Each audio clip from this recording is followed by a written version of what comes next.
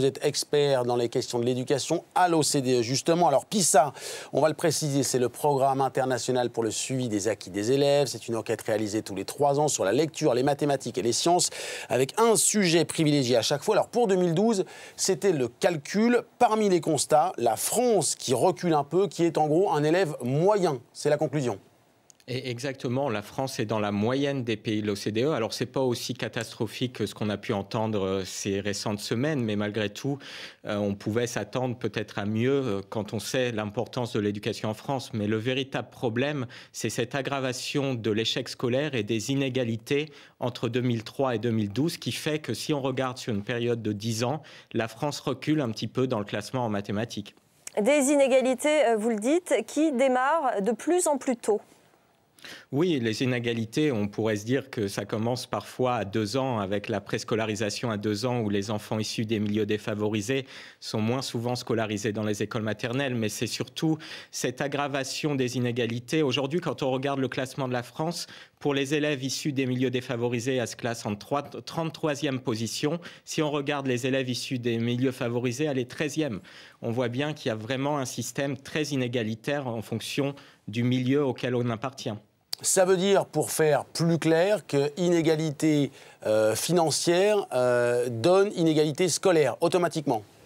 Mais ça veut dire qu'il y a eu peut-être l'échec de politique vers les établissements difficiles, les établissements ZEP, et qu'il faudrait réfléchir aussi à mettre en place des politiques pour gérer la différence. Aujourd'hui, en France, quand on est en difficulté, on redouble, alors que dans les pays qui réussissent bien dans PISA, il y a des méthodes qui sont mises en place pour que les élèves travaillent à leur rythme et finalement aient tous un bon niveau à la fin de l'année.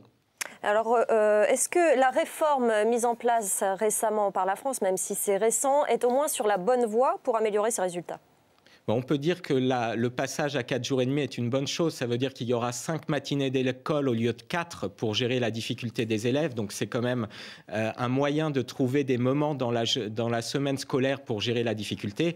Mais il faut encore agir sur d'autres réformes. Les pays qui réussissent bien ont affecté des enseignants expérimentés dans les établissements difficiles, ont développé la formation continue, ont développé du tutorat pour les enseignants. On voit bien qu'en France, on a fait une réforme sur la formation initiale, mais qu'il faut aller plus loin pour améliorer la performance. Vous évoquiez la question du redoublement qui fait parfois débat en France. Selon ce rapport, les pays dans lesquels on ne redouble pas ont des meilleurs résultats. Voilà, c'est les pays dans lesquels on a trouvé une alternative au redoublement. C'est intéressant, le taux de redoublement a diminué en France entre 2003 et 2012, mais finalement, il n'y a pas vraiment de remédiation qui a été mise en place dans ces pays-là. On travaille en petits groupes d'élèves, on accepte que certains élèves n'auront pas le même niveau que les autres à la fin de l'année. Je crois que c'est important d'avoir cette différenciation dans le système d'éducation français. Aujourd'hui, il est trop axé sur ces élites, finalement. La France, donc, perd 3 places au classement général. Pour autant, est-ce qu'il faut dramatiser ce résultat ? Non, on ne peut pas dire qu'il y a une véritable chute entre 2009 et 2012. La chute, c'est sur 10 ans et c'est cette aggravation de l'échec scolaire. Mais les points positifs sont vraiment qu'il y a une élite en France. Il y a une véritable élite et il y a 1/3 d'élèves qui sont performants. C'est plus que la moyenne des pays de l'OCDE. Et puis, on prend aussi du plaisir dans les apprentissages, du plaisir par rapport aux mathématiques. Et ça, c'est des éléments qui montrent que tout n'est pas à jeter dans le système d'éducation français. Quand on regarde ce classement, on voit Shanghai, Corée du Sud, Hong Kong en tête. Alors pour Shanghai, Hong Kong, ce ne sont pas véritablement des pays, mais qu'est-ce qu'il y a à retenir de ces expériences ? Mais dans ces pays-là, c'est vrai qu'il y a beaucoup d'heures de cours, donc les journées sont beaucoup plus longues et je ne recommanderais jamais d'appliquer les mêmes réformes en France. Mais il y a eu des efforts très forts sur la formation des enseignants et puis il y a des objectifs clairs. Il y a des évaluations des établissements, il y a des objectifs annuels et cette volonté de réformer le système et de l'améliorer. Tout le monde tire dans le même sens pour vraiment améliorer la performance et ça porte ses fruits quand on regarde les classements. Est-ce que ce classement n'est pas un peu faussé ? On voit que c'est Shanghai qui est en tête, c'est une ville et elle est comparée à d'autres pays.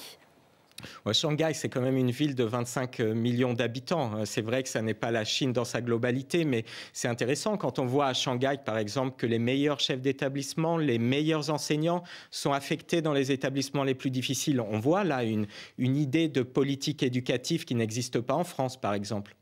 Éric Charbonnier, les détracteurs de ce classement estiment que ce classement donne une vision de ce qui serait, selon vous, la bonne école. Qu'est-ce que vous répondez ?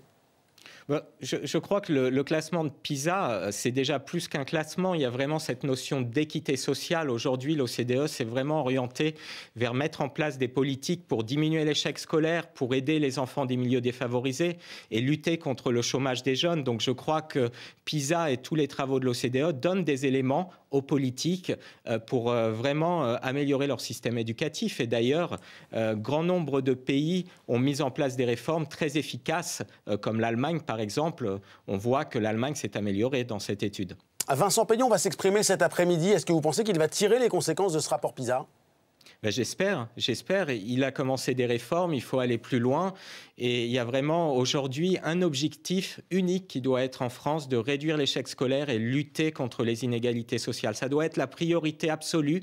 Et pour cela, il faudra réaliser tout un ensemble de réformes. Réforme des RID, formation professionnelle des enseignants, accompagnement des jeunes enseignants en début de carrière. Voilà, aujourd'hui, il y a des éléments, il y a des politiques qui ont marché dans des pays comme l'Allemagne, la Pologne, le Portugal. Il faut maintenant que la France suive le train.